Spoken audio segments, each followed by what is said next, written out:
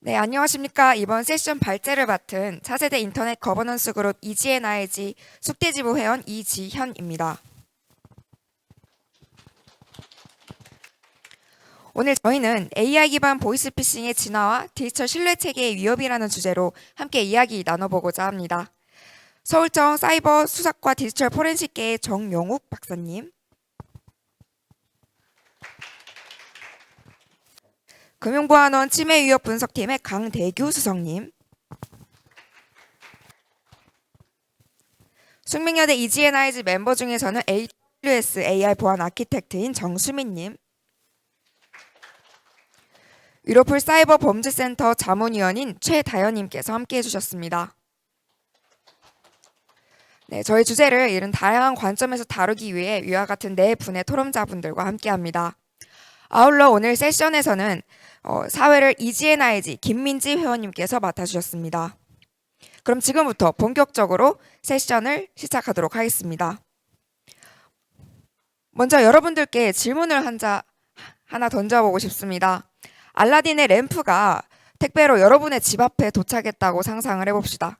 개인마다 원하는 바를 더욱 손쉽게 달성할 수 있는 그런 도구가 있다면 그 도구를 마다할 사람이 얼마나 될까요? AI가 바로 그런 현실입니다. 우리 모두의 손안에 들어온 마법의 도구죠. 모든 사람의 손에 들어왔기 때문에 같은 도구가 누구에게는 희망이 되지만 또 다른 누군가에게는 악용의 수단이 될 수 있습니다. 여러분들은 AI를 이용한 범죄를 경험해 보신 적이 있으실까요? 나와는 먼 이야기라고 생각하실 수 있지만 생각보다 굉장히 가깝습니다. 작년 한국을 뒤흔든 학교 딥페이크 사건을 기억하실 텐데요. 정말 충격적이었습니다. 온라인에 유출된 학교 리스트를 보면서 혹시 제가 다니는 아니면 혹은 제가 다녔던 학교 리스트가 있을까 정말 불안한 마음으로 확인했던 기억이 생생합니다. 저 역시 최근 경험한 일이 있는데요. 010으로 번호가 이제 전화가 와서 받자마자 여보세요라고 했더니 바로 전화가 끊어졌습니다. 처음에는 단순한 스팸 전화인 줄 알았는데 알고 보니 이런 방식으로 보이스피싱 범죄자들이 음성 데이터를 수집한다는 사실을 알게 되었습니다. 저는 이런 전화를 한 3번에서 4번 정도 받았었는데 어쩌면 이미 제 음성이 AI 학습에 사용되어 있을지도 모르겠습니다. 그 순간 깨달았습니다. 우리는 AI를 단순히 편리한 도구로만 인식하고 있지만 이미 범죄자들은 이를 무기화해서 우리 일상의 신뢰 관계 자체를 공격하고 있다는 것을요. 이제 우리는 사진을 온라인에 함부로 게시하지 말고 모르는 번호로 전려온 전화는 아예 받지 말라고 하며 심지어 가족의 목소리조차 의심하라고 말해야 하는 시대에 살고 있습니다. 더 심각한 것은 일반 시민들이 이러한 위협의 실체와 작동 방식을 제대로 인지하지 못한 채 무방비한 상태로 노출되어 있다는 점입니다. 이것은 단순한 개인의 피해를 넘어서 사회 전체가 서로를 의심하며 살아가야 하는 문제입니다. AI 시대의 진정한 지혜는 기술 자체가 아니라 그 기술을 둘러싼 모든 가능성을 미리 내다보는 통찰력이 있습니다. 오늘 이 세션을 통해 혁신의 속도만큼 성찰의 깊이도 따라갈 수 있도록 AI 기반 보이스피싱의 현실과 그 대응 방안에 대해 함께 고민해보고자 합니다. 보이스피싱이라고 하면 보통 전화를 통한 사기만 떠올리기 쉽지만 실제로는 문자, 인터넷, 메신저 등을 악용한 유사한 범죄들이 광범위하게 발생하고 있습니다. 법적으로는 이 모든 것을 통틀어 전기통신금융사기라고 통칭합니다. 전기통신금융사기는 전화, 문자, 메신저, 인터넷 등 전기통신 수단을 이용해 타인을 속이거나 협박하여 금전이나 재산상의 이익을 취하는 행위를 말합니다. 구체적으로는 자금을 송금하게 하거나 개인정보를 빼내서 이를 이용해 돈을 빼가거나 현금을 직접 건네받는 방식 등이 포함됩니다. 이러한 전기통신금융사기의 유형은 기망수법이나 기술적 방식에 따라 다양한 형태로 분류될 수 있습니다. 기망수법을 기준으로 보면 대표적으로 기관 사칭형, 대출 사기형, 지인 사칭형, 납치 빙자형이 있습니다. 기술적 방식으로는 가짜 사이트를 통해 금융정보를 탈취하는 피싱, 문자 속 악성 링크로 휴대폰을 장악하는 스미싱, 음란 영상 채팅을 녹화해 협박하는 몸캠 피싱 등이 대표적입니다. 이 중에서도 보이스피싱이 사실 가장 압도적으로 많이 발생하고 있습니다. 보이스피싱은 연간 약 2만여 건에서 3만여 건, 매일 22억 원의 피해를 기록하는 반면 파밍이나 메모리 해킹 등은 연 20건 안팎으로 굉장히 미미한 수준입니다. 코로나 이후에는 카톡이나 페이스북 메신저, 라인 등을 이용한 메신저 이용 사기도 크게 증가했습니다. 사실 메신저 이용 사기, 스미싱, 보이스피싱 모두 같은 기망 수법을 사용하지만 매체만 다를 뿐입니다. 전화를 이용하면 보이스피싱, 문자를 이용하면 스미싱, 메신저를 이용하면 메신저 이용 사기인 것입니다. 본 발제에서는 일상생활에서 가장 많이 발생하는 보이스피싱을 중심으로 이야기하겠습니다. 이러한 보이스피싱의 심각성을 이해하기 위해서는 우선 현재 우리가 직면한 보이스피싱 피해 규모와 양상을 정확히 파악해야 합니다. 보이스피싱은 국내 2006년 최초 발생 이후 지속적으로 증가 추세를 보이다 2019년 3만 7천 건의 정점 이후 2022년 2만 건 초반으로 감소했습니다. 하지만 여기서 주목해야 할 점은 건당 평균 피해 금액은 꾸준히 증가하고 있다는 점입니다. 2019년 건당 평균 피해 금액이 약 1,700만 원에서 2021년, 22년에는 2,500만 원 수준까지 치솟았습니다. 이는 보이스피싱이 단순한 송금 요구를 넘어 악성 앱과 개인정보 탈취를 통한 대출 실행으로 피해 규모를 극대화하고 있기 때문입니다. 결국 발생 건수는 줄었지만 한 번 당하면 더 큰 피해를 보는 구조로 진화했습니다. 여기에 최근 몇 년 사이 AI 기술까지 결합하면서 보이스피싱은 그 수법과 위협이 완전히 새로운 차원으로 발전하고 있습니다. 범죄자들이 AI를 이용해 엄청난 양의 데이터를 분석하고 우리의 약점을 찾아냅니다. 또한 텍스트, 이미지, 음성 등을 새로 만들어내는 생성형 AI로 더욱 교묘한 심리적 공격을 하고 있습니다. 스페이스 리프트에 따르면 2022년 말 챗GPT가 출시된 이후 피싱 이메일의 양은 무려 1265% 증가했으며 비밀번호 유출을 유도한 피싱은 967% 증가하여 급격한 증가세를 보였습니다. 또 글로벌 사이버 보안 기업인 클라우드 스트라이크에 발표한 보고서에 따르면 AI 딥보이스 기반 피싱 범죄는 2023년 상반기 49건에서 하반기 266건으로 불과 6개월 만에 422%가 증가한 것으로 나타났습니다. 딥보이스와 딥페이크 기술을 악용한 보이스피싱 범죄들은 이미 국내에서 실제로 발생하였습니다. 영상자료 하나를 보시겠습니다. 딸의 전화번호로 딸과 흡사한 목소리로 돈을 요구한 보이스피싱 범죄가 적발됐습니다. 범죄에 AI 기술을 이용했는지 경찰이 들여다보고 있습니다. 김윤아 기자입니다. 부산의 한 우체국 앞. 멀리서 걸어오던 한 남성이 60대 여성을 발견하고 그 뒤를 따라갑니다. 이어 잠복하던 경찰관이 이 남성을 체포합니다. 보이스피싱 수거책 혐의를 받는 이 남성은 여성이 현금 2천만 원을 인출한 점을 수상히 여긴 은행 직원이 경찰에 신고하면서 덜미가 잡혔습니다. 예금을 중도해지 요청하시면서 전액 현금으로만 요구하신 점이랑 그리고 안절부절하면서 주변 눈치 보셨던 거 경찰을 불러야 되면 고개를 한 번만 끄덕여 달라고 한번 요청을 드렸고 그런데 피해 여성은 보증 문제 때문에 급히 돈이 필요하다는 딸의 전화를 받았는데 목소리는 물론 말투까지 딸과 비슷했다고 경찰에 밝혔습니다. 경찰은 보이스피싱 조직이 인공지능, AI 기술을 악용했을 가능성도 열어두고 추가 수사를 이어가고 있습니다. 저장된 딸의 전화번호로 발신이 되었고 목소리 톤이나 사투리 등이 거의 딸과 유사했기 때문에 피해자가 속기 쉬웠던 것 같습니다. 경찰이 AI 보이스피싱의 촉각을 곤두세운 이유는 이 기술을 누구나 쉽게 사용할 수 있기 때문입니다. 이렇게 AI를 활용한 프로그램을 사용하면 누구의 목소리든 재현해낼 수 있습니다. 저도 직접 만들어 보겠습니다. 이 음성은 제 목소리로 만든 AI 딥보이스입니다. 억양은 다르지만 제 목소리와 매우 유사합니다. 영상에서 보셨다시피 2024년 부모에게 딸의 목소리로 전화가 걸려왔고 그 목소리와 말투가 실제 딸과 너무 흡사해 돈을 송금할 뻔한 일이 있었습니다. 이 목소리는 AI 음성 합성 기술로 만들어진 가짜로 추정됩니다. 딥보이스 기술은 억양, 호흡, 침묵까지 재현할 수 있어 실제 음성과의 구분이 매우 어렵습니다. 더욱 심각한 것은 발신번호 변작 기술과의 결합입니다.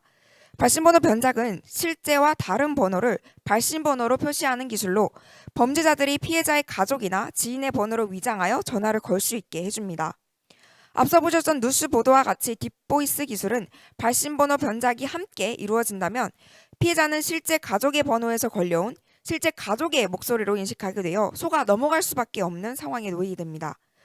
범죄 조직은 피해자가 가족의 안전에 대한 두려움과 걱정으로 냉정한 판단을 하기 힘들다는 점을 노리고 있습니다. 이는 기존 보이스피싱에 비해 한층 더 치밀하고 진화된 범죄 수법이라 할 수 있습니다. 2025년에는 납치됐다는 딸의 목소리를 AI로 복제해서 부모를 협박한 사건도 발생을 했고, 또 얼굴까지 합성한 딥페이크 영상으로 금전을 요구한 사례도 확인이 되었습니다. 앞으로 AI 기술을 악용한 보이스피싱이 국내에서도 본격적으로 확산될 수 있어 주의가 필요합니다. 딥페이크와 딥보이스는 실제 인물을 학습해야 하므로 SNS 등에 공개된 본인과 가족의 영상, 사진, 목소리 등이 범죄 조직의 표적이 될 수 있습니다. 피해는 개인을 넘어 기업과 고위 임원을 대상으로도 확대되고 있습니다. 국내외 대기업에서는 CEO 목소리를 AI로 합성해 자금 담당 직원에게 송금을 지시하는 피싱 시도가 잇따르고 있습니다. 홍콩에서는 회사 최고 재무 책임자와 직원들의 딥페이크 영상 복제본을 만들어 약 2,560만 달러, 하나 약 350억 원의 회사 자금을 이체하는 사건도 발생했습니다. 이처럼 고도화된 보이스피싱 범죄 수법이 일상적으로 활용되기 시작한다면 우리는 디지털 환경 속에서 무엇을 기준으로 상대를 신뢰할 수 있을지 근본적인 혼란에 직면하게 됩니다. 목소리, 프로필 사진, 전화번호, 심지어 상대방이 주는 정보의 말투와 속도까지 이제 이 모든 것이 위조될 수 있는 시대입니다. 문제는 단지 피해자가 속았다는 것에 있지 않습니다.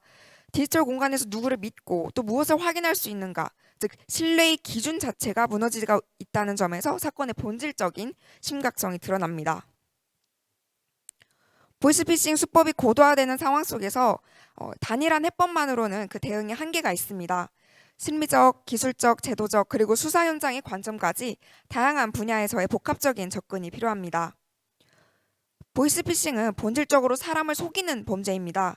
감정적 몰입, 시간 압박, 가족을 사칭한 긴급 상황 설정 등은 인간의 심리를 정밀하게 겨냥합니다.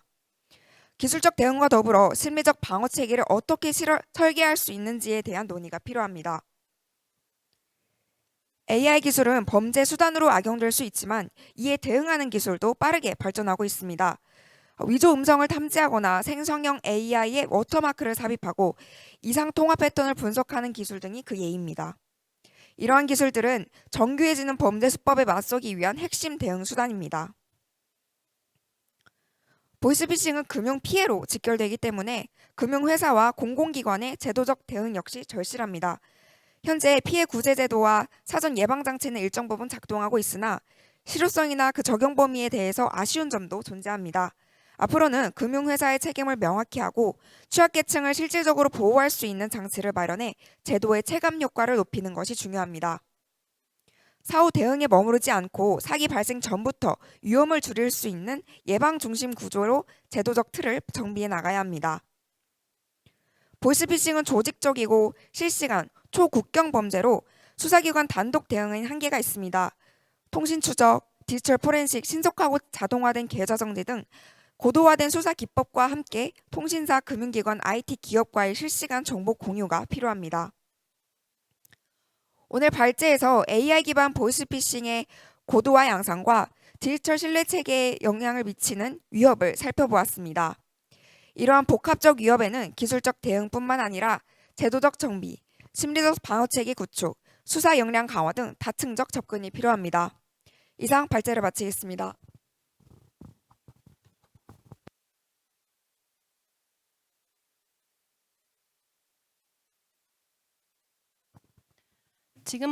지금부터는 네 분의 전문가들과 함께 AI 기반 보이스피싱 대응 방안과 디지털 사회에서의 신뢰 회복 방안에 대해 논의해보는 시간을 가져보겠습니다.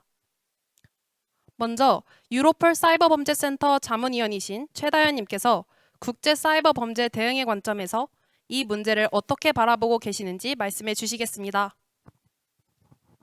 네, 안녕하십니까. 유로펄 사이버범죄센터에서 자문 역할을 맡고 있는 최다현입니다. 오늘 이 자리에서는 보이스피싱이 단순한 정보 탈취나 기술적 범죄가 아니라 인간의 판단을 겨냥한 정교한 심리 조작이라는 점에 주목하며 우리가 왜 이 범죄에 정밀하고 다층적인 대응이 필요한지를 주된 심리학적 메커니즘 9가지를 중심으로 설명해 드리고자 합니다. 먼저 보이스피싱은 단순한 금전 탈취 범죄가 아닌 피해자의 심리를 압박하고 사고 시간을 단축시키며 이성적 판단을 마비시키는 정교한 심리 설계 범죄입니다. 예를 들어 앞선 발제에서 말씀하셨던 기관 사칭형 사기에서는 건의에 대한 수능과 긴급성 트리거가 동시에 작동합니다. 피해자는 사회에서 학습된 건의에 대한 수능 습관적 반응으로 검찰이나 경찰이라는 단어만 들어도 즉각적으로 복종하려는 심리가 유발됩니다. 또한 지금 송금하지 않으면 체포된다는 식의 긴급 메시지는 공황 상태를 유발하여 피해자가 스스로 멈추어 생각할 시간을 뺏어버립니다. 이때 인간은 감정보다 이성이 앞서야 함에도 실제로는 감정이 먼저 반응하고 사고를 단축시키는 휴리스틱 오류에 빠집니다. 로맨스 피싱의 경우 오랜 시간 쌓은 신뢰와 정서적 교류가 핵심 무기입니다. 피해자는 인지 부조와 회피라는 심리적 방어 기제에 의해 내가 속았을 리 없다, 내 선택은 옳았다라고 믿고 싶어 합니다. 그 결과 주변의 경고를 무시하고 자신이 만든 관계를 지키기 위해서 오히려 더 깊이 빠져들게 되죠. 이 때문에 로맨스 피싱은 다른 유형보다 피해자의 정서적 상처가 깊고 그에 따라 회복 시간도 매우 길어집니다.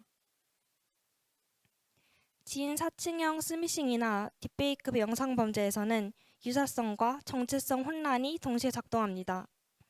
피해자는 화면이나 목소리, 말투 등 외형적 신호만으로 상대를 내가 아는 사람으로 착각하기 쉽습니다.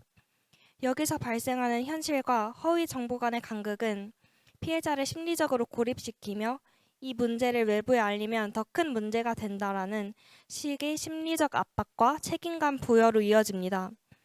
결국 피해자는 외부의 도움을 요청하기보다 스스로 문제를 해결하려는 과잉 책임감을 느끼게 됩니다. 범죄자는 이러한 인간의 심리 취약점을 철저히 이해하고 악용합니다. 공포, 호감, 긴급성, 신뢰 등 인간 감정의 핵심 버튼을 눌러 피해자가 스스로 판단력을 상실하도록 유도하여 이 과정에서 피해자의 자기 결정권과 심리적 방어선은 무너지게 됩니다. 특히 비밀 유지 또는 조용히 해결해야 한다는 식의 압박은 피해자가 외부 도움을 차단하도록 설계된 대표적 기법입니다. 더 나아가 피해자가 범죄를 인지한 후에도 심리적 2차 피해가 이어집니다. 많은 피해자가 내가 왜 속았을까라는 자책과 사회적인 낙인에 대한 두려움 때문에 신고를 주저하고 이후에도 수치심과 불안, 신뢰 상실 등의 심리적 상처를 안고 살아갑니다. 이러한 점에서 보이스피싱 피해자는 단순한 경제적 피해자뿐만 아니라 심리적으로 깊은 상처를 입은 범죄 피해자라고도 볼 수 있습니다. 따라서 보이스피싱 대응은 기술적 차단과 금전적 구제를 넘어 피해자의 심리적 회복과 장기적인 신뢰 회복까지 포괄하는 총체적인 대응 체계여야 합니다. 심리 교육, 공공 캠페인, 초기 심리 상담과 프로그램, 피해자 전용 회복 지원센터 설립 등 심리 기반 대응책을 정책과 교육 체계에 내재화하는 것이 필요합니다. 심리 메커니즘에 대한 깊은 이해와 정책 연계가 같이 실현될 때 피해자는 다시 사회로 돌아갈 힘을 얻고 우리는 진정한 의미의 디지털 신뢰 체계를 구축할 수 있을 것입니다. 지금부터는 심리 메커니즘을 기반으로 한 구조적 대응 체계가 실제로 어떻게 구현되고 있는지를 영국과 싱가포르의 사례 그리고 우리나라의 현 상황과 비교하며 제언을 드리고자 합니다. 먼저 영국의 경우 2009년부터 운영 중인 액션 프로드라는 플랫폼으로 보이스피싱, 사이버 사기, 투자 사기 등 각종 디지털 금융 범죄에 대한 통합 대응을 실현해 왔습니다. 이 시스템은 단순한 신고 플랫폼이 아닌 국가범죄수사청인 NCA와 사이버 보안센터 NCSC 등과 연계된 실시간 심리 대응 및 정보 신뢰 회복 기능을 포함하고 있습니다. 액션 프로드의 신고가 접수되면 AI 분석 시스템이 즉각적으로 반응해 사기 유형을 분류하고 유사 패턴을 갖는 과거 사례와 연계합니다. 수사기관은 자동으로 생성된 리스크 프로파일을 기반으로 수사 범위를 좁히고, 금융기관은 피해 확산 차단을 위한 사전 경고 조치를 시행합니다. 무엇보다 주목할 점은 피해자가 사건 처리 상황을 실시간으로 확인할 수 있다는 점인데요. 이는 단순한 기술적 처리 절차를 넘어 피해자가 느끼는 불안감과 고립심을 줄이고 심리적 신뢰와 통제감을 회복하게 하는 중요한 장치입니다. 피해자가 자신의 사건이 투명되게 진행되고 있음을 확인함으로 인해 심리적인 불안을 줄이고 신고 의지와 시스템에 대한 신뢰도가 높아집니다. 실제로 액션 프로드를 기반으로 한 대응 체계의 고도화를 통해 피싱 이메일 차단율을 약 72%까지 향상시켰고, 1억 건 이상의 피싱 메시지 중 약 80만 개의 악성 도메인을 폐쇄하는 성과를 거두기도 했습니다. 이는 신고 데이터가 정책과 기술 업데이트에 신속히 반영되어 국민의 심리적인 방어성까지 함께 구축하고 있다는 점에서 매우 주목할 만합니다. 두 번째로 싱가포르는 보다 기술 기반의 모델을 선택했는데요. 2020년 경찰청 주도로 설립된 사기 방지센터인 ASC는 수사, 금융, 정책, 민간의 협업을 구조화한 통합 대응 시스템이며, 그 중심에는 스캠쉴드라는 앱이 있습니다. 이 앱은 NLP 기반으로 문장을 분석하고 통합 패턴 감지, 위험 신호 예측 등의 AI 기능을 통해 보이스피싱 범죄를 사전에 차단합니다. 특히 의심 메시지를 실시간으로 분석하고 경고를 즉시 전달함으로써 피해자가 순간적인 공포나 긴급성에 빠져서 결정을 내리기 전 스스로 멈추도록 돕는 심리적인 개입 기능을 강화했습니다. 사용자가 의심 문자나 전화를 앱에 신고하면 AI가 패턴 분석을 수행하고 위험 점수를 부여합니다. 해당 정보는 다시 국가통합 블랙리스트에 등록되며, 여기에는 전화번호, 발신자 아이디, 계좌번호, 이메일 등이 포함됩니다. 블랙리스트는 앱 사용자에게 자동으로 반영되어 동일 수법에 대해 전국 단위로 실시간 차단이 가능해집니다. 이 시스템은 검열 우려를 방지하는 장치도 내장하고 있습니다. 예를 들어 블랙리스트 등록은 인간 검토자가 정제 작업을 수행한 뒤에야 등록되며, 실수나 오등록은 언제든지 신고를 통해 정정할 수 있습니다. 또한 앱은 개인 식별 정보는 수집하지 않고 사용자에게 블랙리스트 정보가 전면 노출되지 않도록 정보 비공개 원칙을 사용합니다. 이로 인해 기술적 효율성과 인권보호 사이에서 균형점을 확보했다는 평가까지 받고 있습니다. 싱가포르 경찰청 발표에 따르면 2021년 말부터 2023년 초까지 스캠쉴드는 약 5만 건 이상의 사기성 통화 및 메시지를 자동 차단했으며, 출시 1년 만에 약 50만 건 이상의 이심 메시지를 분석 분류했습니다. 특히 고령층과 디지털 취약계층에서 실시간 경고에서 심리적 멈춤, 피해 방지까지의 선순환이 작동하며 가시적인 피해 감소 효과가 나타났습니다.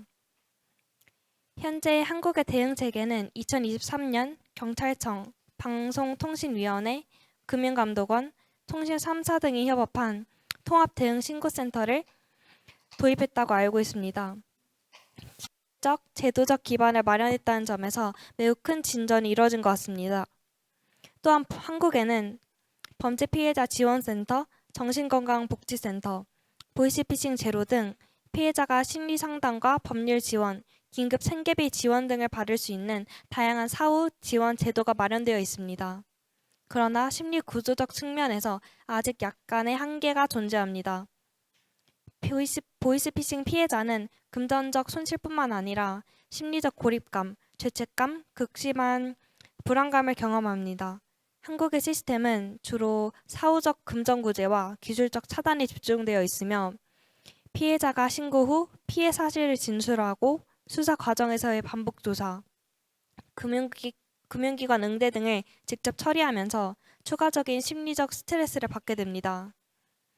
이는 피해자가 스스로 불안감, 자책감, 사회적 고립감에 빠지게 만드는 2차 심리 피해의 위험성을 내포하고 있습니다. 다만 한국의 통합신고 대응센터는 아직 도입된 지 2년밖에 안 됐기에 초기 단계이며 앞으로 정책과 기술, 심리 지원을 유기적으로 결합할 수 있는 발전 가능성과 잠재력이 매우 크다는 점을 강조하고 싶습니다. 따라서 앞으로는 초기 대응 단계부터 심리 구조적 방어 체계를 보다 체계적으로 강화하고 예방과 회복까지 아우르는 방향으로 나아가기를 기대합니다. 앞서 심리 메커니즘과 글로벌 사례들을 살펴보면 결국 보이스피싱 대응의 핵심은 통합 창구를 넘어 그 창구가 얼마나 빠르고 지능적으로 반응하느냐에 달려 있습니다. 유럽 일부 국가에서는 심리 전문가가 사건 초기 단계부터 개입하여 피해자 보호와 심리 회복을 동시에 지원하는 구조가 정착되어 있습니다. 또한 심리 범죄를 막는 것에 그치지 않고 피해자가 다시 일상으로 복귀할 수 있도록 심리적 방어와 회복을 중심에 두는 통합 대응 모델을 실현하고 있는 중입니다. 예를 들어 독일과 프랑스 등의 국가에서는 연방범죄청과 각 주의 경찰이 협력해 신고 시점부터 심리 상담 전담팀이 피해자와 함께하며 감정적인 충격을 최소화하고 필요시 장기적인 치료까지 연계합니다. 또한 네덜란드의 경우 피해자 지원 네트워크를 통해 사건 발생 즉시 심리 상담, 법률 지원, 사회 복귀 프로그램까지 한꺼번에 지원하며 피해자가 자신을 비난하거나 위축되지 않도록 돕습니다. 대한민국은 이미 구조적 기반을 빠르게 구축하며 중요한 첫걸음을 내디뎠습니다. 이제는 실질적으로 작동하고 피해자들이 심리적으로 신뢰할 수 있는 체계로 진화해야 할 시점입니다. 그 방안으로 두 가지를 제안하는 바입니다. 첫째로 심리 기반 대응 체계를 내재화하는 것입니다. 심리 조작에 실시간으로 개입하고 피해자가 스스로 멈춰서 의심할 수 있도록 돕는 심리 트리거 차단 장치와 화면 상인 즉각 경고 인터페이스는 더 이상 부가적 요소가 아닌 필수적인 보호 장치입니다. 예를 들어 보이스피싱 가능성이 감지되었습니다. 라는 실시간 시각적인 경고와 위험 단어 탐지 시 심리적 여유를 확보할 수 있는 잠시 멈춤 유도 기능을 통해 피해를 현저히 줄일 수 있습니다. 다음은 정책과 데이터 간 연동 속도를 개선하는 것입니다. 유럽의 보고서에서도 반복해서 강조했듯이 범죄 시나리오는 기술보다 훨씬 빠르게 진화합니다.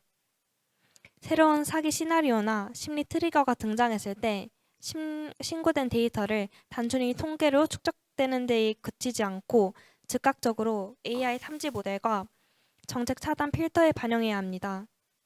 현재 한국의 경우 신고된 데이터가 실제 정책과 탐지 모델에 반영되기까지 평균적으로 약 3일에서 7일, 길게는 2주까지 소요됩니다. 그 사이 동일 수법으로 수십 건의 피해가 반복될 수 있으며 이는 금융감독원, 경찰청 보고서와 기사 발표 자료를 통해 확인된 바 있습니다. 영국의 사이버 보안센터 NGSC의 사례처럼 신고된 정보를 평균 4시간 이내에 정책과 기술 시스템에 적용해 피해를 즉시 차단하는 순환형 대응 체계는 피해자 보호에 있어 결정적인 차이를 만듭니다. 따라서 이 지연을 극복하고 신고와 동시에 차단이 이루어지는 즉시 순환형 대응 구조로의 전환이 시급합니다. 즉 신고에서 분석, 정책 반영에서 현장 대응으로 이루어지는 데이터, 정책, 현장 간 실시간 선순환 구조가 필요합니다.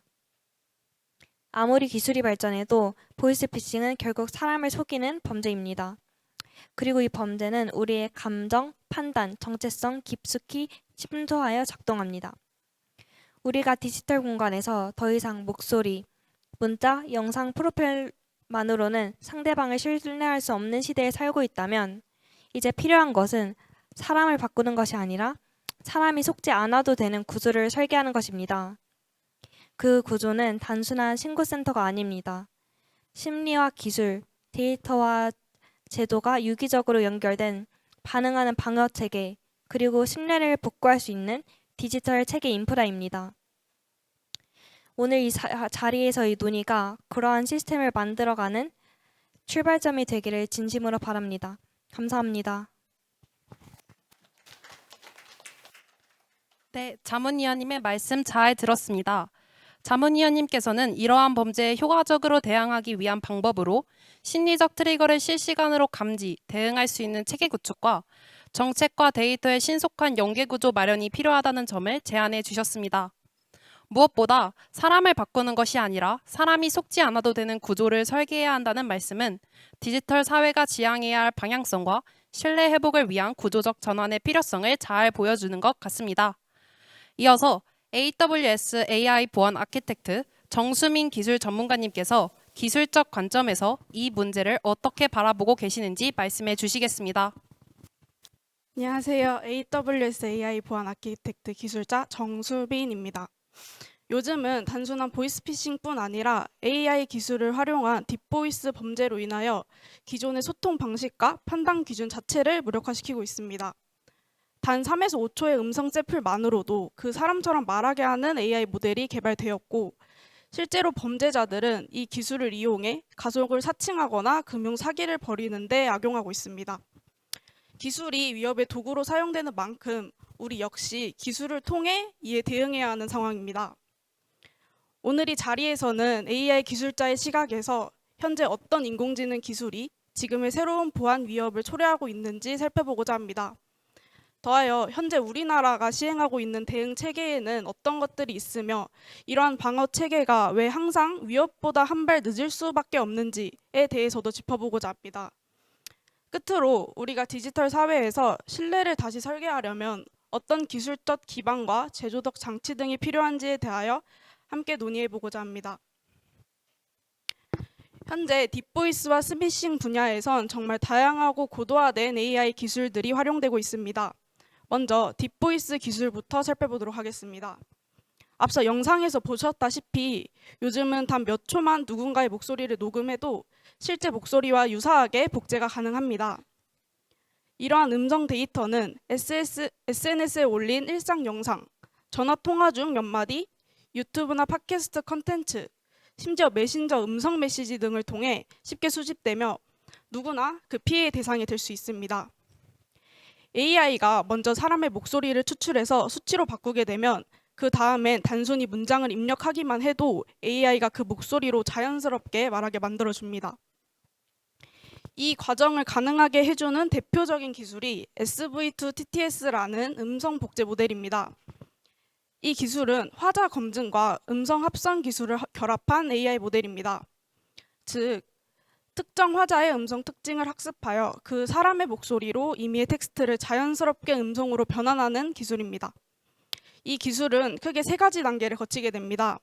1단계는 화자 인코딩으로 AI가 몇 초짜리 음성을 분석하여 그 사람 고유의 음성 특징을 수치화된 벡터로 변환해 저장합니다. 2단계는 음성 합성으로 사용자가 입력한 텍스트를 음성 신호로 변환할 준비를 합니다. 마지막은 음성 생성 단계입니다. 1단계에서 추출한 화자의 음성 특징을 바탕으로 2단계의 텍스트를 해당 화자의 목소리로 자연스럽게 합성하여 최종 출력합니다. 최근에는 이 기술이 실시간으로도 가능해졌습니다. VITS, URTTS 같은 최신 딥러닝 모델은 단순한 음성 복제가 아니라 실시간 통화까지 가능한 수준의 자연스러운 음성 합성을 구현했습니다. VITS 모델은 AI가 아주 빠르게 음성을 생성하도록 설계되어 있습니다. 억양, 감정, 박자까지 동일하게 재현하기 때문에 통화 중 실시간으로 음성을 합성해낼 수 있습니다. URTTS 기술은 VIT 기반 기술의 제로샷 기능을 확장한 모델인데요.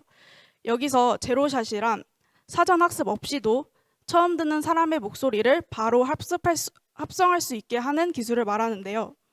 즉, 학습하지 않은 사람의 목소리도 단 1분의 음성 샘플만 있으면 바로 합성할 수 있으며 다양한 언어로 출력까지 가능합니다.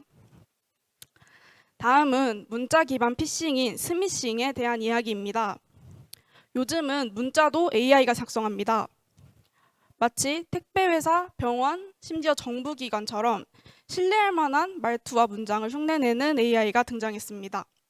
이는 자연어 처리 기술을 활용한 것으로 AI가 문맥과 어투를 학습해서 특정의 문자 스타일까지 그대로 옵니다. 더 나아가 생성형 AI를 이용하면 수천 개, 수만 개의 스미싱 문자를 자동으로 생성해서 개별 사용자의 성향에 맞게 개인화하여 보내는 것도 가능합니다. 심지어 사용자가 문자에 답장을 하면 AI가 다시 그에 맞춰 실시간으로 대답을 이어가는 대화형 스미싱까지 가능해졌습니다.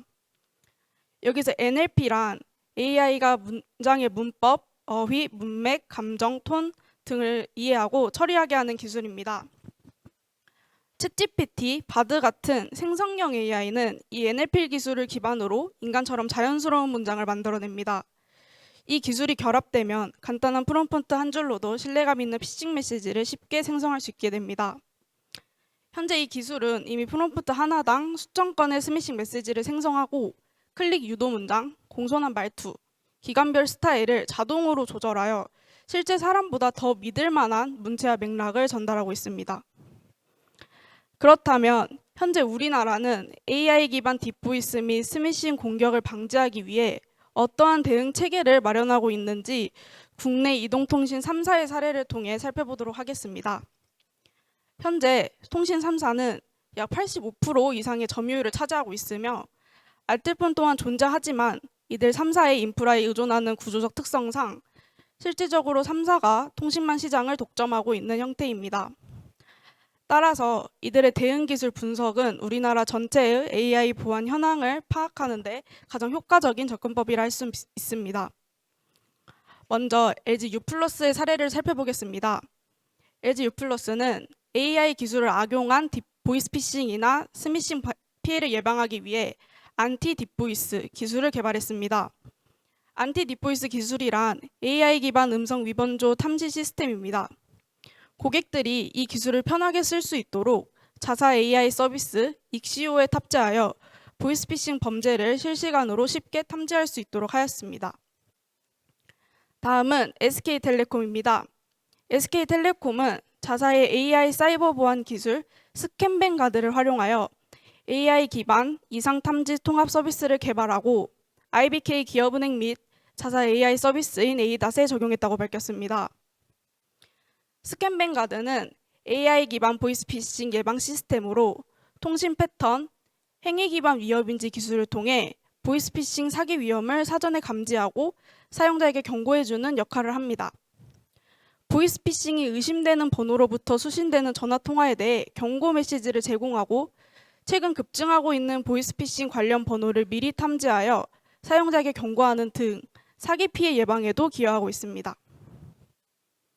마지막으로 KT는 2025년 최근 인공지능을 활용한 AI 보이스피싱 탐지 및 알림 서비스를 상용화하여 보안 분야의 혁신을 가져왔다고 평가받고 있습니다.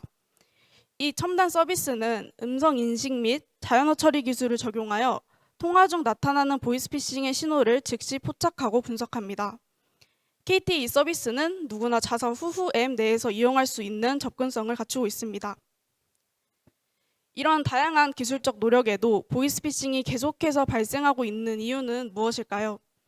저는 그 핵심 원인이 바로 공격자와 방어자의 속도 차이에 있다고 생각합니다. 공격자는 법적 윤리적 제약 없이 신기술을 자유롭게 활용할 수 있는 반면 방어자는 기술적 한계뿐 아니라 보안 정책, 법률, 개인정보 보호 등 여러 제약을 엄격히 준수해야 합니다. 이로 인해 오탐이나 책임 문제에 있어서도 더욱 신중할 수밖에 없습니다. 방어 AI는 실제 공격이 발생한 이후에야 데이터를 확보하고 대응 모델을 학습할 수 있기 때문에 항상 시간차가 발생하며 새로운 기술에 대한 예측 대응이 요구되기도 합니다. 또한 실시간 탐지에서는 정확성과 속도 사이에서 균형을 잡기 어렵고 기존 시스템과의 연동이나 법적 책임 문제로 인해 기술을 실제 환경에 적용하는 데도 많은 시간이 소요됩니다.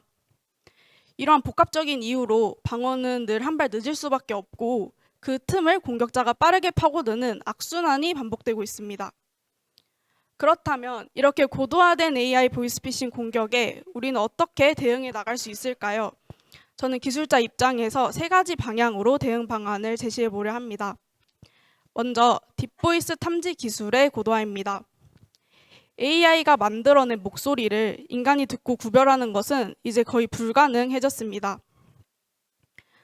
최근에는 합성 음성의 미세한 패턴을 분석하는 딥러닝 기반 탐지 모델이 개발되고 있고, 특히 오디오실 같은 기술은 음성의 특정 구간에 디지털 워터마크를 삽입하여 실시간 탐지까지 가능하게 합니다. 여기서 워터마크란 눈에 잘 보이지 않지만 AI가 생성했다는 것을 확인할 수 있는 디지털 표시를 넣는 기술을 말합니다.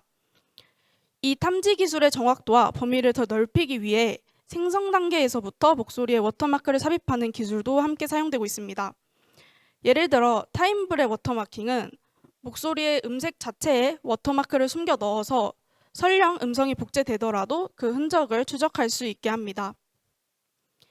이 기술은 이미 오픈소스 플랫폼에 공개되어 상용 오디오 서비스에 적용 가능합니다.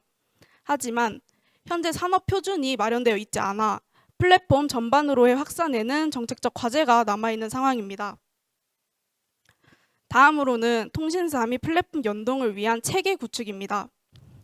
현재 대부분의 AI 기반 보이스피싱 방지 기술은 개별 기업 또는 통신사 내부 시스템에 국한되어 있습니다. 하지만 사용자는 문자 앱, SNS, 메신저, 이메일 등 다양한 플랫폼을 사용하기 때문에 이들 간의 광범위한 연동이 필수적이라 할 수 있습니다. 특히 앞서 발제에서 언급한 전기통신 금융사기는 매체만 다를 뿐 기본적인 수법은 동일합니다. 보이스피싱은 음성으로, 스미싱은 문자로 전달될 뿐 결국 같은 사기 패턴을 사용하기 때문에 통합적인 대응이 더욱 중요합니다. AI 탐지 기술은 개발만 잘해서는 의미가 없습니다.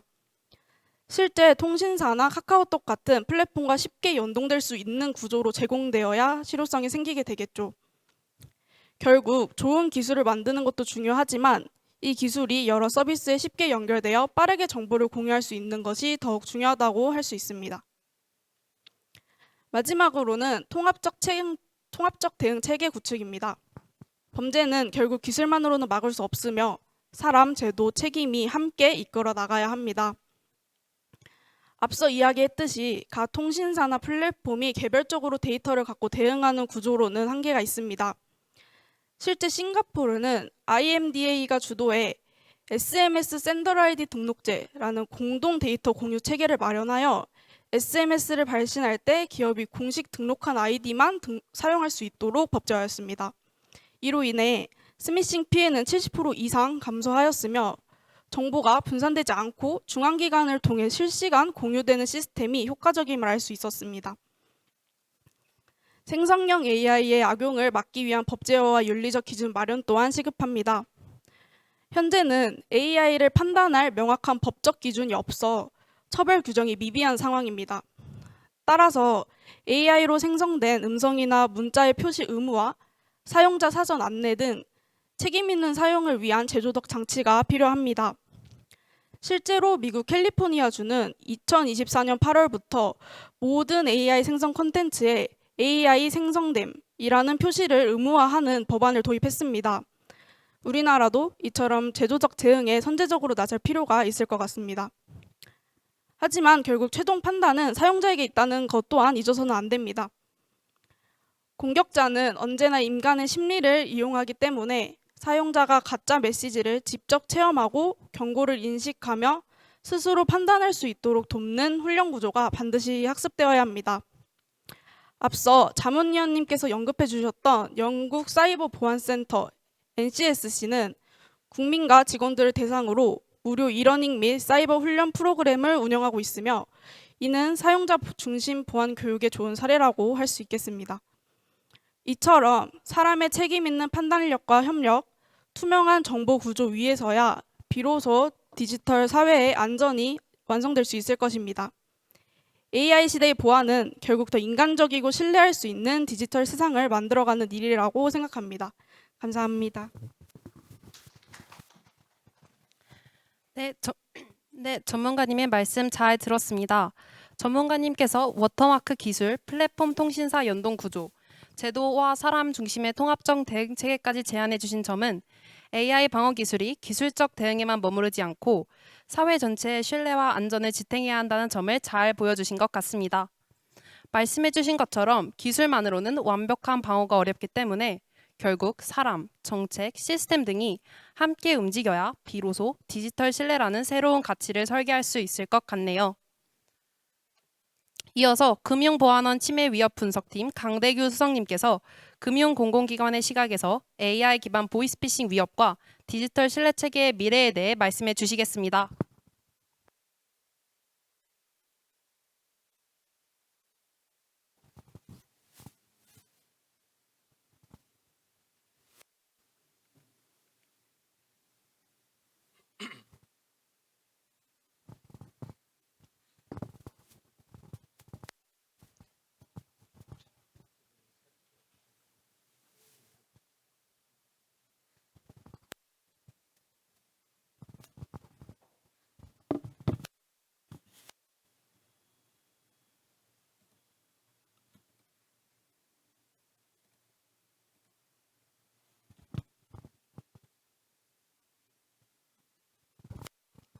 네, 발표 시작하도록 하겠습니다.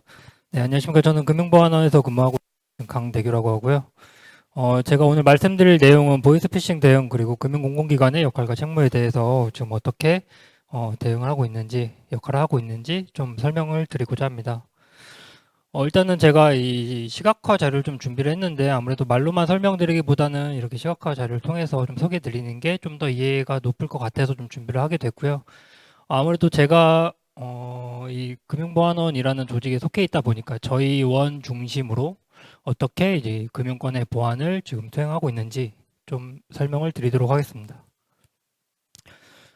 먼저 제가 말씀드릴 내용은 일단 저희 원에 대한 간단한 소개, 그리고 금융권의 보이스피싱 대응을 어떻게 수행하고 있는지, 그리고 보이스피싱과 관련된 위협 인텔리전스 업무를 어떻게 하고 있는지, 그리고 이 보이스피싱뿐만이 아니라 이 금융사기 범죄는 좀 다양하게 있습니다. 그래서 여러 가지 사기 범죄에 관련된 위협을 소개해드리고 향후에는 우리가 어떻게 대응을 좀 더 발전시켜 나가야 될 것인가에 대해서 말씀을 드리도록 하겠습니다. 먼저 금융보안원에 대해서 좀 잘 모르실 것 같아서, 잘 모르시는 분들도 계실 것 같아서 좀 간단하게 설명을 드리면은 2015년에 설립된 금융보안 전문 기관이고요. 기존의 금융결제원, 코스콤, 그리고 금융보안연구원이 통합되어 설립된 기관입니다. 결제원, 코스콤, 보안연구원 이렇게 세 기관이 그냥 통째로 합쳐진 건 아니고요.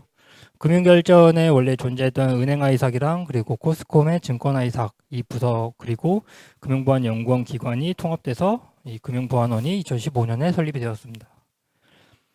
저희는 전자금융감독 규정에 따라서 이제 금융권의 침해사고 대응기관으로 지정이 되어 있고요. 그리고 정보통신기반보호법에 따라서 금융부문의 아이삭 업무를 수행하고 있습니다.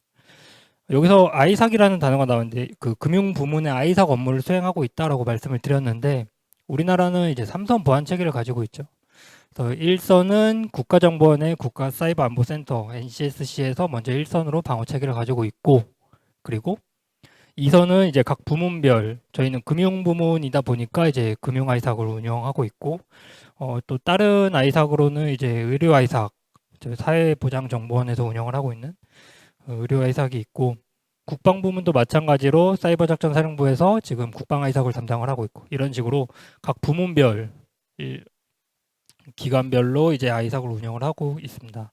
3선은 이제 마지막으로 각 기관별로 자체적으로 보안을 수행하고 있어서 이렇게 3선 보안 체계를 가지고 있는데 그 중에서 저희 금융보안원은 금융부문 아이삭 업무를 수행을 하고 있습니다. 그래서 침해 사고 위주로 좀 말씀을 드리면은 이제 금융회사나 아니면 금융위원회에서 이제 침해 사고 조사 의뢰가 들어오게 되면은 저희는 이제 각 금융사에 나가서 침해 사고를 조사하고 침해 사고 조사 과정에서 어떤 악성 코드 등 이런 것들이 발견되었으면은 그것도 마찬가지로 분석을 해서 종합적으로 이 침해 사고 결과를 제공을 해드리고 있습니다. 다음은 이제 금융권 보이스피싱 대응 현황인데요. 여러 가지 업무를 하고 있는데 좀 간략하게 요약을 해서 소개를 좀 드리겠습니다.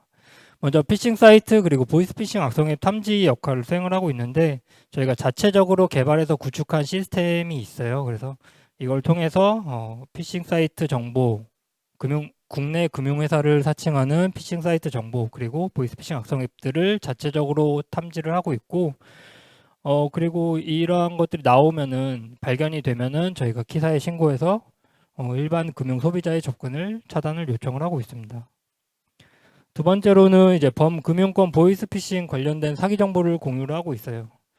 금융회사라든지 수사기관, 통신사, 보안업체 등 이런 전문기관들이 참여하는 정보공유 체계를 구축을 해서 정보 공유를 하고 있고요. 이제 참여하는 이 체계에 참여하는 뭐 금융회사라든지 경찰청 수사기관, 그리고 기사, 통신사 각각의 역할에 따라서 적시에 제 기능에 맞는 그 사기 정보를 공유를 하고 있습니다. 그 다음으로는 이제 FDS 이상금융거래 정보도 같이 공유를 하고 있습니다. 범죄자가 이제 보이스피싱이나 이제 대포 통장 등을 통해서 어떤 자금 이체 등 이런 것들을 이상금융 거래를 시도하려고 할 때 금융회사에서는 자체적으로 구축되어 있는 FDS를 통해서 그 거래들을 탐지를 하게 되고 이러한 이상금융 거래 정보가 저희 쪽에 그 가운데 하단에 있는 이상금융 거래 정보 공유 시스템, 저희는 피스라고 부르는데 이 시스템을 통해서 저희가 나머지 금융회사들, 다른 금융회사들에게 이러이러한 사례가 있었으니 조심해라라고 서로 공유를 해주게 됩니다. 최종적으로 이 시스템의 목적은 금융소비자가 다른 금융회사를 이용하는 금융소비자가 비슷한 유형 아니면 동일한 유형의 어떤 피해를 당하지 않도록 이런 정보 공유를 통해서 이상금융 거래 정보를 공유하고 있다라고 알고 계시면 좋을 것 같아요. 이 이외에도 이 장표에는 따로 제가 만들진 않았는데 이제 금융권 원격 제어 앱 차단 점검이라든지 아니면은 다양한 정보 공유 협의체를 직접 운영하기도 하고 아니면 다른 협의체를 참여를 하기도 하는데 이런 것들을 통해서 국내 금융권 위협에 적극적으로 대응을 하고 있습니다. 이외에도 이제 보이스피싱과 관련된 위협 인텔리전스 업무도 지금 저희 원에서 하고 있는데 저희 원에서는 매년 위협 인텔리전스라는 보고서를 계속 발간을 하고 있어요. 그래서 그 중에서 이제 보이스피싱과 관련된 것들만 조금 가져와 봤는데 2018년부터 작년까지 지속적으로 보이스피싱과 관련된 여러 가지 악성 앱들을 분석을 하면서 이 범죄 조직들이 어떻게 이 범죄 기법, 공격 기법 이런 것들을 발전시켜 왔는지 이런 것들을 상세히 분석해서 공유를 드리고 있습니다. 꼭 이제 보이스피싱과 관련된 것뿐만이 아니라 금융범죄와 관련된 위협 인텔리전스 보고서도 2023년에 발간을 한 이력이 있습니다. 하나씩 간단히 소개를 드리면 2018년에는 이제 섀도우 보이스라는 이제 위협 인텔리전스 보고서를 발간을 했는데 보이스피싱 범죄 조직이 이 공격 기법이 점차 고도화되다 보니까 원래는 보이스피싱의 초창기 기법은 이제 뭐 단순히 전화를 통해서 사용자를 속이는 피해자를 속이는 방식을 사용했다면은 이 시기부터 악성 애플리케이션을 이용을 해서 악성 앱 설치를 유도하고 이를 통해서 이제 추가적인 범죄 행위까지 일어날 수 있도록 이런 것들과 관련해서 자세하게 분석한 이런 보고서들도 있고요. 이러한 악성 앱을 분석함으로써 이 악성 앱이 정확히 어떤 기능을 하고 그리고 이들이 어떻게 유포가 됐는지를 설명해 둔 보고서였습니다. 이때는 주로 금전적인 문구를 사용을 해서 사용자에게 유포를 했던 그런 사례라고 보시면 되고 2022년도에는 이 악성의 유포 조직에 대한 프로파일링도 진행을 했었습니다. 기존에 보이스피싱이 계속적으로 이뤄왔지만 특히 이 악성 앱이 어떻게 진화해 왔는지 기능적으로 어떻게 진화해 왔고 어떤 기능들이 추가되면서 또 어떤 피해가 부가적으로 발생했는지 이런 것들을 주로 기재를 했고 그리고 기존에는 금융앱 주로 위장을 했다면 이제 금융앱 실행할 때 보면 이제 모바일 백신이 막 켜지잖아요. 그래서 이런 모바일 백신도 위장을 하고 공공기관의 앱으로도 위장하는 등 이런 어떻게 확장되어 왔는지 그리고 이 시기가 이제 코로나 시기였는데 이 코로나 바이러스를 미끼로 한 이런 사회적 이슈를 어떻게 잘 활용해 왔는지 이런 것들이 내용으로 담겨 있습니다. 작년에는 이제 오퍼레이션 블랙 에코라는 보고서도 발간을 했는데 너무 많은 기능들이 탑재가 되다 보니까 공격자들도 이를 모듈화해서 나눠서 공격하는 그런 방식도 소개를 하고 있었습니다. 그래서 다양하게 국내 다양한 금융회사들을 위장을 하고 있고 마찬가지로 다양한 보안 애플리케이션을 위장을 해서 공격을 점차 발전시켜 왔다. 이런 내용들을 담고 있었습니다. 아까 말씀드렸지만 이제 보이스피싱도 당연히 문제지만 이 보이스피싱뿐만이 아니라 여러 가지 이제 금융 사기들이 되게 많아요. 그래서 2023년도에는 이제 오퍼레이션 마이다스라는 보고서를 발간을 했는데 이 내용은 이제 불법 사설 HTS 프로그램을 유포하는 조직을 저희가 추적을 해서 이 개인 투자자를 대상으로 금전을 편취하는 이런 조직을 추적을 해서 분석을 했던 보고서였습니다. 그래서 하면서 이제 공급 조직이 어떤 역할을 하고 브로커 조직은 어떤 역할을 하고 그리고 운영 조직은 어떻게 이루어지고 이들 조직 간에 어떻게 잘 범죄를 수행을 했는지 이런 것들을 분석한 내용들이 담겨 있었습니다. 오른쪽 상단에 있는 일부 사진들은 실제 이제 저희가 분석하면서 발견했던 이런 사례들이고요. 저희는 수사권이 없기 때문에 이때는 이제 수사기관, 동부지검과 협력을 해서 최종적으로는 이 범죄 조직을 검거하는데 성공한 그런 사례였습니다. 이렇게 다양하게 이제 사기 범죄에 관련된 내용들을 같이 연구하고 분석하고 하고 있고요. 올해 초에는 이제 NFC 기능을 이용한 부정결제도 마찬가지로 연구를 했었습니다. 우리나라에서는 사실 뭐 잘 쓸 수도 있고 안 쓸 수도 있는데 해외만 나가보더라도 NFC를 이용한 결제 기능은 되게 활성화가 많이 되어 있어요. 그래서 해외에서 이제 NFC 기능을 악용한 부정결제 그리고 부정출금 시도가 발견이 됐는데 이때 사용된 게 이제 NFC 릴레이라는 기법이었고 원래는 이제 실물 카드 정보를 이용을 해서 이제 부정결제라든지 이런 것들을 했었는데 새로 등장한 게 이제 NFC 스마트폰의 NFC 결제 기능 활성화로 생성되는 이 결제 정보들을 실시간으로 이 악성 앱이 가로채서 부정결제에 악용한다는 거죠. 뭐 NFC를 이용한 결제 기능의 한 가지 예로는 이제 애플페이가 있을 겁니다. 그래서 이런 것들을 악용해서 부정결제 활용한 사례였습니다. 아마 편의점이나 뭐 백화점 같은 데 가보시면은 저런 결제 단말기들 많이 보셨을 거예요. 저도 많이 봤는데 저 왼쪽 위에 있는 저 결제 단말 초록색 배경에 있는 저 결제 단말을 보시면은 카드 찍는 곳에 보시면은 동그라미 해놓고 와이파이 모양의 약간 카드를 대는 듯한 그림이 있을 거예요. 그게 NFC 결제 기능을 지원하는 단말기다라고 생각을 해주시면 되고 사실 이건 저도 최근에 알았는데 체크카드나 신용카드 뒷면을 보시면 저렇게 와이파이 모양이 있는 경우가 있어요. 저게 NFC 결제 기능을 탑재한 신용카드나 체크카드라고 하더라고요. 저도 몰랐는데 저도 하나 가지고 있었습니다. 그래서 이런 기능을 악용을 해서 선제적으로 좀 참신하게 공격을 시도하는구나 라고 이번 기회에 알게 됐습니다. 저도 한 가지 예를 좀 들어보면은 어떤 사례가 있을지 한번 좀 예를 들어보면 제가 만약에 범죄자라고 가정을 해볼게요. 그러면은 제가 범죄자고 범죄자인 제가 친구를 한 명 데리고 범죄를 하려고 해요. 그리고 이 NFC 릴레이라고 말씀을 드렸죠. 이 기능 그 악용한 기능이 그 NFC 릴레이라는 기능을 탑재한 그 악성 앱을 제가 개발을 해서 이 공범 친구와 나눠 가졌습니다. 그리고 제가 편의점을 하나 열었어요. 하나 열면은 이제 손님들이 와서 물건을 사고 결제를 하겠죠. 그 결제를 할 때 저는 결제하는 척하면서 이 악성 앱을 통해서 실시간으로 결제 정보를 탈취할 수가 있어요.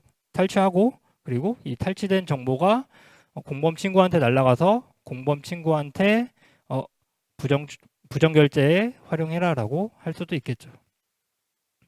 어떤 하나의 예상 시나리오처럼 들리시었겠지만 실제 피해 사례였고요. 이건 마찬가지 서울청 경찰청과 함께 이 사건에 대해서 좀 저희가 악성 앱을 분석을 해서 정보를 드리는 이런 사례였습니다. 이 사진은 이제 신종 범죄 사례 중에 하나로 해외 건인데 해외에서는 이 ATM 기기에 NFC를 활용한 그 출금 기능이 있나 봐요. 그래서 마찬가지로 이 공범이었던 사람이 이 피해자의 NFC 결제 정보를 수신하기를 기다렸다가 이제 수신이 되면은 바로 그냥 부정 출금해버리는 그런 사진이었습니다. 그래서 우리는 앞으로 어떻게 좀 해야 될까에 대해서 좀 간단히 좀 말씀드려보면, 물론 이제 기관과, 여기서 말하는 기관은 뭐 저희 같은 금융 관련된 기관일 수도 있고, 그리고 금융 뭐 감독원이라든지 이런 기관이 될 수도 있고, 여기서 말하는 업체라는 곳은 이제 뭐 보안 업체라든지 아니면은 실제 침해 사고를 당했던 업체라든지 이런 것들이 되겠죠. 그래서 이런 수사기관이나 저희 같은 보안 업체 같은 이런 협력이 중요하다고 생각을 하는데, 어떤 침해 사고, 최근에 이 악성 코드를 활용한 침해 사고가 저희 되게 많이 발생을 하고 있는데, 이 악성 코드를 분석한다고 해서 끝나는 게 아닐 거예요. 악성 코드 등이 침투된 그 경로라든지 이런 것들을, 침해 사고가 왜 발생했는지 그 루트 코즈를 분명히 철저하게 분석을 해서 향후에 비슷하거나 유사한 공격이 발생하지 않도록 대응하는 것이 중요하다고 생각을 하고, 그리고 두 번째로는 제도적으로 뒷받침될 부분이 뭐가 있을까 한번 생각을 해봤는데, 현재 보이스피싱의 신고 관련된 부분에서는 주로 금감원이나 이제 경찰청을 통해서 이루어지고 있는데, 그리고 수사는 수사기관이 진행을 하고 있죠. 그래서 경찰과 수사를 통해서 대응하고 있는데, 그 과정에서 이제 저희 같은 금융보안 전문 기관이 함께 협력을 한다면, 기술적으로 아니면 정책적으로 좀 협력을 한다면 보다 더 나은 시너지를 낼 수 있지 않을까라는 생각을 가지고 있고요. 마지막으로 이제 오른쪽에 제가 그림을 되게 크게 그려놨어요. 이 왼쪽에 있는 두 개보다 가장 더 중요한 게 이용자의 보안 의식이다라고 생각을 하고 있습니다. 방금 이제 앞서 발표해 주신 최다현님과 정수민님께서 말씀하셨듯이 사용자 또는 이용자의 보안 의식이 가장 중요하다고 생각하는데, 이거는 이제 뭐 금융회사의 임직원이라든지 아니면 일반 사용자 마찬가지라고 생각을 하고 있어요. 아무리 뛰어난 비싼 보안 솔루션을 구축하더라도, 아니면은 뛰어난 방어 체계를 갖춰도 사람의 그 낮은 보안 의식으로는 침해 사고는 반드시, 이 해킹 사고는 반드시 일어날 수밖에 없다라고 생각을 하고 있고, 이 보안 의식을 좀 높임으로써 사고 발생 가능성을 낮출 수 있을 것으로 기대하고 있습니다.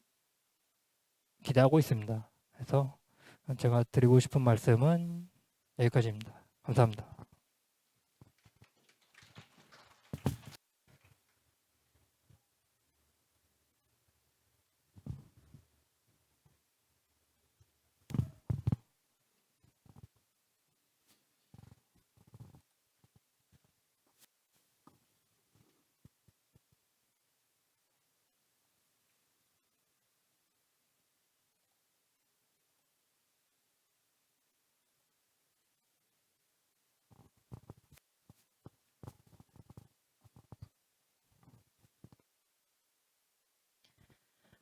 네, 강대규 수석님의 말씀 잘 들었습니다. 강대규 수석님께서는 금융권 차원의 보이스피싱 대응과 위협 정보 공유, 신종 금융범죄에 대한 연구와 과제까지 넓은 시각으로 말씀해 주셨습니다. 마지막으로 서울청 사이버수사과 디지털 포렌식계 정용욱 박사님께서 수사 현장의 시각에서 AI 기반 보이스피싱의 진화와 그에 따른 디지털 신뢰의 향후 과제에 대해 말씀해 주시겠습니다. 제가 지금 몸담고 있는 것은 이제 사이버 수사 내에서 디지털 포렌식 안에서 디지털 포렌식 기술로 증거 분석을 하는 파트에 있기 때문에 제가 정확하게 사이버 수사 쪽보다는 포렌식 관점에서 설명을 많이 하도록 하겠습니다. 일단 제 소개부터 하자면, 아까 말씀하신 금융보안원 분께서 설명하시듯이 저는 금융보안원, 저는 코스콤에서 저는 거기 경력을 쌓아가지고 코스콤에서 증권 I사학에서 초창기 멤버로서 있다가, 거기서 이제 제가 전공인 디지털 포렌식 분야를 코스콤에서보다 일반 우리 공익적으로 도움이 줄 수 있는 분야를 찾다 보니까 이제 경찰청에서 연구사, 연구관 이런 채용 공고가 생겨가지고 거기로 제가 이제 이직을 해가지고 그 경찰청 내에서 디지털 포렌식 분야만 해서 제가 공부한 것부터 실전까지 해서 지금 2000년도 시작했으니까 지금 2025년이면 25년간 오로지 외길 인생 포렌식만 제가 해왔습니다. 그래가지고 포렌식에 대해서는 그 여러한 비하인드 스토리도 있는데, 제일 처음 시작한 것은 디스크 포렌식, 그 당시에 폴더폰 했을 때 모바일 포렌식, 그러다가 이제 네트워크 포렌식, 그러다가 이제 계속해서 점진화되다가 최근에 드론 포렌식까지 왔습니다. 그래가지고 이제 제가 이제 주요 관심사는 이제 드론 포렌식이 되겠고, 드론 포렌식에서도 또 발전돼서 자율주행 자동차 포렌식까지 연구를 하고 있습니다. 제가 이제 그 주로 그 우리 사건들을 많이 접하게 되는데, 포렌식 분야에서 접근하다 보니까 포렌식에 관련된 사건 사고들이 굉장히 많이 들어옵니다.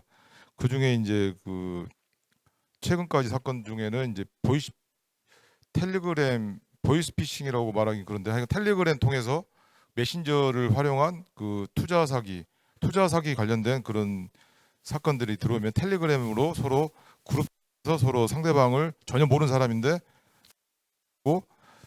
수익률을 굉장히 뻥튀기 준다는 그런 유혹을 던져가지고 그 상대방이 그것을 1년 3, 4개월간 그 자금이 많이 획득하는 상황을 실질적인 우리 휴대폰에서 주식 그 상황 보듯이 똑같은 상황을 재현해 가지고 자기가 특정 회사, 예를 들어서 삼성이다, 뭐 이렇게 특정 농심이다 이렇게 해가지고 그 회사에 투자를 하면은 수익률이 이렇게 이 기계상으로는 확실하게 수익률이 창출되는 것처럼 보이게 조작을 해놓은 것을 보게 되고, 상대방은 또 그것을 또 처음에는 설마 했다가 계속해서 오르는 거 보고 자기가 따고 있다고 이제 간접적인 체험을 하다가 결국은 투자를 하게 되는데, 투자를 해가지고 이제 결국 그 사람이 투자하기 앞서서 자기 신분증, 주민등록증 전체 사본이랑 그 회사 주소, 뭐 어디에 있는 회사, 어디에 있는 누구, 신분까지 다 밝히면서까지 그 텔레그램 상으로 이렇게 정보를 보내면서 그 되는 사람들한테 확 비춰주더라고요.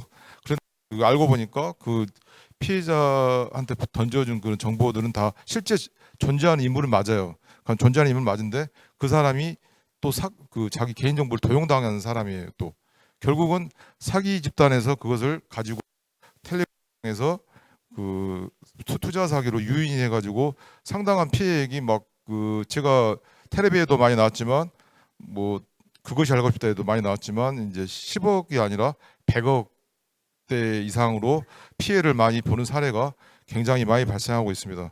이런 걸 보면서 그 과연 그 어떻게 사람들이 그 포렌식적인 차원에서 텔레그램도 분석을 하다 보니까 이렇게 텔레그램도 과거에는 분석이 안 되다가 이제 텔레그램도 이제 협조 체계로 바뀌어 가지고 최근에 텔레그램 만든 사람이 러시아 사람인데 그 사람이 이제 여러 가지 사건에 휘말려 가지고 입건이 되면서 텔레그램사에서도 이제 우리 경찰이나 이런 수사기관에 거의 90% 이상의 협조 체계로 바뀌어 가지고 텔레그램을 통해서도 여러 가지를 우리가 좋은 그 수사 정보를 가져와서 범인 검거에 상당히 도움이 되고 있습니다. 그런 상황인데 이런 사건들이 보이스피싱 관련된 사건들이 또 영화화돼 가지고 우리나라 영화에는 뭐 시민 덕키라고 라미란 주연의 시민 덕키라는 영화가 있고, 그 영화 상에서 그 실화를 바탕으로 만든 영화인데 그 내용에도 그 보이스피싱 집단을 그 캄보디아에 위치한 보이스피싱 집단에 대한 그 사건 일지를 그렇게 보여준 영화인데, 그 외국 영화에서는 제이슨 스타뎀의 비키퍼, 제가 영화 선전을 하는 게 아니라 그 영화 내에 그 스토리 같은 게 거의 실제 우리가 갖고 있는 보이스피싱 사건 그 실화적인 내용이 거의 많이 섞여 있어가지고 그 상당히 도움이 될 것 같아서 제가 설명을 드린 건데, 비키퍼 같은 경우는 그 안에 이거 이제 퇴직하신 분이 연금을 타가지고 그 연금을 투자할 만한 데를 찾다가 결국 피싱족들한테, 외국 사람이죠, 외국에서 그 디스코드나 이런 특정 메신저를 통해서 거기다가 이제 유인해가지고 투자를 했는데 그게 이제 결국은 연금 다 가짜로 그 주식 가짜로 다 흡수해버리고 그 사람이 자살하게 되니까 이제 자살하게 된 그 비키퍼라는 게 한국말로 양봉업자인데, 양봉업을 하는 사장이 자살을 해버렸어요. 그래갖고 양봉업 하는 사장 밑에서 일하는 그 제이슨 스타뎀이 이제 퇴역 군인으로서 그 죽은 그 사장의 원수를 갖기 위해서 이제 보이스피싱 하는 그 그룹을 찾아서 직접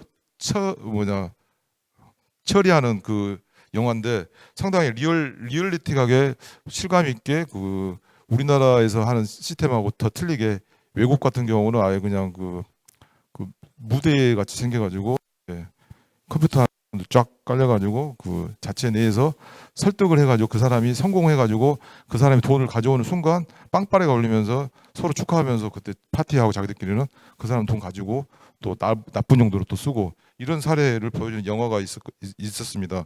그 영화를 보면서도 제가 느낀 것은 이게 실질적으로 우리 서민들이 시민들이 이 사건에 접하게 되면은 이 시민들이 상당히 어디다 신고를 해야 될지도 모르고 이 돈을 원금을 회수하기 위해서 어디다 신고해서 바로 받을 수 있는 건지 근심 걱정하다가 서로들 끙끙거리다가 끝나는 케이스도 있고 이것을 수사기관에 신고를 해가지고 이것을 바로바로 처리가 되는 이런 사건이 아니기 때문에 상당히 시간이 필요로 합니다. 그래서 예를 들어서 시민 덕기 같은 경우도 8년 정도 시간이 걸렸거든요.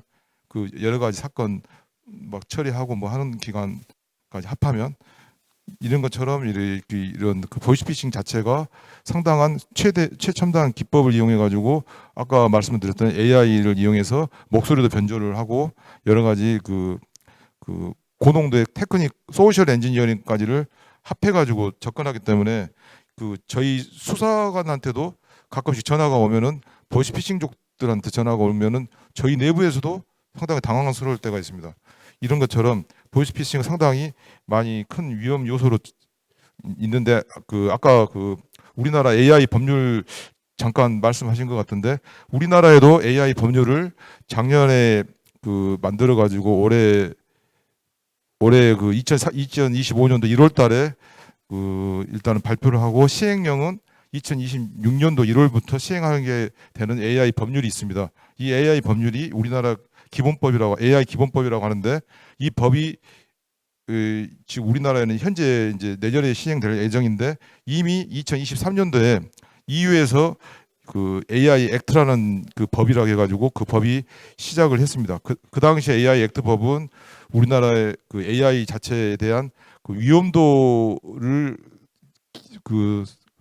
기반으로 해서 위험도 8가지 정도의 위험도 요소가 있습니다. 그 8가지 요소의 위험도에 해당하는 것을 제외한 나머지 AI에 대해서는 법률에 적용받도록 AI의 출처, AI의 이게 과연 이게 신뢰도가 있는지 없는지 그런 것에 대한 이런 상세한 내용을 사용하는 사용자한테 오픈하게끔 그것을 AI 제공 업체에서 그것을 책임지고 그것을 하도록 법률화시키는 그 법을 만들었고 이제 미국에서는 그것을 이제 EU 것을 기반으로 해서 미국하고 EU하고 같이 함께 법을 만들려면 상당히 시간이 많이 걸린다고 해가지고 2024년도부터 수행 강령을 만들었어요. AI 수행 강령. 그 수행 강령 만들어 가지고 그것도 시행하고 있습니다. 우리나라에서 현재 내년 6월 1일 내년 1월부터 시작될 국내 AI 기본은 이런 위험 요소를 기반으로 한 AI 기본법은 아니고 전반적인 기본법으로 이제 전반적인 이야기를 다뤘고 세부적으로 내용에 대해서는 아직 최종 결정된 게 없어가지고 지금 시행령으로 향후에 예정으로 알고 있습니다. 이처럼 이제 AI가 어떤 용도로 쓰냐면 우리 사건 제가 AI를 통해서 인터넷 진흥원 기사에다도 제가 칼럼 하나 쓴 게 있는데 AI에다가 제가 우리 디지털 포렌식 분야에 대해서 질문도 한 번씩 던져봤는데 AI가 뭐 한 5가 있습니다. 우리한테 오픈된 게 예를 들어서 엔지니어에다가 똑같은 질문을 해봤는데 AI별로 서로 특정 AI 전문 회사에 대한 서로 틀려요. 제 말이 무슨 말이냐? AI 따라 들어오는 데이터가 어디에 기반으로 했느냐에 따라서 내용이 틀리다는 거죠. 그리고 제가 AI한테 제일 신뢰도 있는 현재까지 알려져 있는 챗GPT에다도 저에 대한 또 신분을 또 오픈을 해서 물어보면 AI가 3분의 1은 맞은데 3분의 1은 다른 내용이 섞여 있더라고요. 마지막 3분의 1이 뭐냐면은 다른 내용이 제가 디지털 포렌식 센터 부소장으로 되어 있더라고요. 그래갖고 제가 이건 아닌데, 갖고 일부는 맞은데 제가 또 직함이 틀려 있더라고요. 그래서 AI에 대해서 너무 맹신해가지고 사용하는 일반인들이 상당히 많습니다. 제 주변에 일반 뭐 세탁소를 한다거나 부동산 한다거나 이런 분들은 컴퓨터를 모르기 때문에 AI한테 직접 물어보고 하나부터 10까지 다 AI한테 그 지시 받아서 움직이는데 사람이 직접 전달할 내용을 AI 통해서 일일이 받아서 한다는 것도 시간적으로 상당히 시간이 많이 소요된 걸 제가 느꼈습니다. 왜냐하면 그 컴퓨터 아래 한글 사용법을 모르는 제 친구가 세탁소를 하는데 그것을 이제 부동산 세탁소에서 하면서 부동산 업이랑 같이 그 공인중개사업이랑 같이 하게 돼가지고 공인중개사에 쓰는 컴퓨터를 사용해야 되는데 아래 한글을 사용을 못하니까 AI 챗GPT 4.0에 멤버십 가입해가지고 한글 사용법을 물어보면서 하더라고요. 근데 그게 하루 이상이 걸리더라고요. 사용은 법을 알려주는데 그렇게 시간 오래 걸리더라고요. AI지만. 근데 이제 저한테 전화 한 통화 해가지고 전 전화 한 통화로 한 30분 이내로 설명서 다 해주고 해서 금방 처리가 된 케이스가 있는데 이것처럼 AI가 그 활용도에 있어서도 아직까지도 지금 뭐 최첨단이라고 우리가 말을 하는 분야도 있지만 그렇지 않은 분야도 상당히 있습니다. 그래서 AI에 대해서 너무 맹신하거나 AI를 또 위험적인 요소로 사용할 경우에는 상당한 그 모방 범죄 같은 게 생길 수가 있습니다. 그래서 AI 모방 범죄 같은 경우는 저희가 그 예측할 수 있게끔 하기 위해서 지금 현재 그 경찰청에서 2021년도부터 그 프리카스라고 해가지고 AI 범죄 위험도 예측 분석 시스템을 그 시범 운영하다가 지금 이제 계속해서 지금 쓰고 있는데 이 시스템은 어떤 시스템이냐면 그 모방 범죄를 예측하는 게 아니고 일단 순찰 구역이 지금 범죄가 계속 해마다 많이 일어나는 지역이 따로 있어요. 그 지역에 대한 그것을 AI로 판단을 해서 작년에도 있고 올해도 있고 계속해서 집중적으로 거기에 사건이 많이 나면은 AI의 그 판단에 의해서 결정이 내리면 순찰차가 그쪽에 그쪽 주변으로 그 시간대별로 틀리니까 그 시간대에 순찰차가 주로 거기서 이렇게 하게끔 이런 시스템 구축해 가지고 지금 계속해서 그 운영을 하고 있고요. AI 관련된 여러 가지 모방 범죄들이 지금 AI에 물어보고 사건을 뭐 체험한다고 해야 되나? 사건을 또 일어났던 사건들을 확인해 가지고 할 수 있는 일들이 있습니다. 근데 현재까지는 우리나라의 그 법에 AI 기본법에 구체적으로 명시가 안 돼 있어 가지고 벌금이라든가 이런 게 안 돼 있는데 EU 같은 경우는 그 법률 같은 게 구체적으로 예를 들자면 제가 캡처를 해왔는데 그 위험 응용 프로그램이라고 해가지고 이 7가지 항목이 있습니다. 7가지 항목 중에 내용이 AI에 대한 내용인데 행동을 왜곡하기 위한 기술이나 조작 등 기만적 기술을 사용한 AI 시스템. 두 번째는 개인 또는 특정 집단의 취약점을 악용하는 AI 시스템. 세 번째는 민감한 속성 또는 특성에 기반한 생체인식 분류 시스템. 네 번째는 사회신용 평가 또는 신뢰성 평가에 사용되는 AI 시스템. 다섯 번째, 범죄를 예측하는 위험 평가에 사용되는 AI 시스템. 이게 저희 거랑 조금 비슷할 그 단어를 쓰고 있더라고요. 그리고 여섯 번째는 무차별적 스크래핑으로 얼굴 인식 DB를 생성 확장하는 AI 시스템. 마지막으로 법 집행 국정관리, 국경관리, 직장 교육 분야에서 그 감정을 추론하는 AI 시스템. 이런 시스템에 대해서는 그 못하게끔 법으로 막아놨어요. 그런데 우리나라에서는 아직 여기에 대해 세부적인 것에 대한 것은 아직까지는 아직 규정이 안 돼 있기 때문에 이것을 좀 참고해가지고 위험도가 있는 AI 시스템에 대해서는 상당한 그 업체에서도 신경 써서 여기에 대해서 책임지고 관리를 하고 만일에 이행되지 않았을 경우에는 페널티까지 줄 수 있는 그런 벌금 제도까지 만들어서 했으면 좋겠습니다. 이것은 제가 법률 쪽이라서 제가 구체적으로 더 말씀드리기 어려운 부분이 되겠고요. 예. 따라서 이제 저 마지막으로 이제 그 IT 기반의 토마스 프레이 미래학자의 말을 인용해서 말씀드리자면은 그 현재 우리나라가 AI가 생긴다고 해서 일자리를 많이 잃어버린다고 생각하는 분들이 많은데 그건 절대 그렇지 않고 AI를 관리하는 시스템에 필요한 그 직업군이 또 생겨나고 있습니다. 그래서 거기에 대해서도 큰 기대를 갖고 AI에 대해서 부정적인 것도 있지만 긍정적인 면으로 살펴보면 좋을 것 같습니다. 이상입니다. 네, 좋은 말씀 감사합니다. 정용옥 박사님께서는 포렌식 관점에서 메신저 투자 사기 사례를 비롯해 여러 실제 사례를 소개해 주셨습니다. AI 기술은 빠르게 발전하고 있지만 이를 어떻게 안전하게 관리하고 범죄에 악용되지 않도록 할지에 대한 제도적 뒷받침이 여전히 중요하다는 점이 다시 한번 느껴지네요. 지금까지 네 분의 전문가들의 시각에서 보이스피싱의 실태와 대응 과제를 다양한 입장에서 들어보았습니다. 우리는 지금 AI라는 혁신을 통해 무한한 가능성과 기회를 마주할 수 있게 되었습니다. 그러나 그 혁신은 새로운 형태의 범죄와 위협 또한 만들어낼 수 있다는 사실을 잊지 말아야 합니다.